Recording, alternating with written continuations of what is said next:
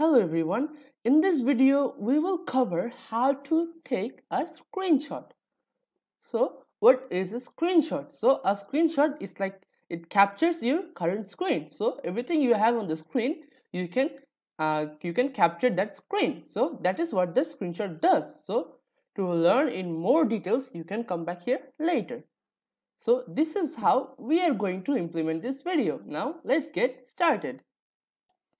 So we are back at my desktop. So first of all, we will have to go to the type here to search, then search for the snipping tool, and it is already here. So I will click on this, and to take a screenshot, I will just have to simply click on new, the new snip.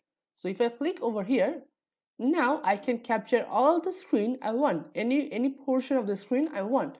So if I want to take a screenshot of my entire desktop, I can just simply click and drag. So now here in the snipping tool, it is a screenshot of my entire desktop. You see, so this is the screenshot of my entire desktop. Now if I want to cross it, it will ask me to save it. You can, if you want to save it, you can click on yes, and then it will ask you to where you want to save it and the name.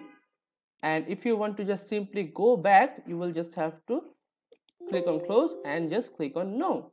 If you want to copy this image, you can just right click over here and copy this image and paste wherever you want. So now let's try taking another screenshot. So I will have to go to the snipping tool. Okay, now I will just take a screenshot of this portion, the from the all softwares to the notepad. So let's have a look.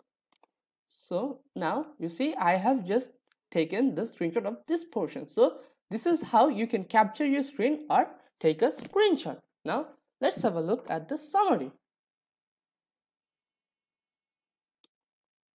So in this video we have covered how to take a screenshot.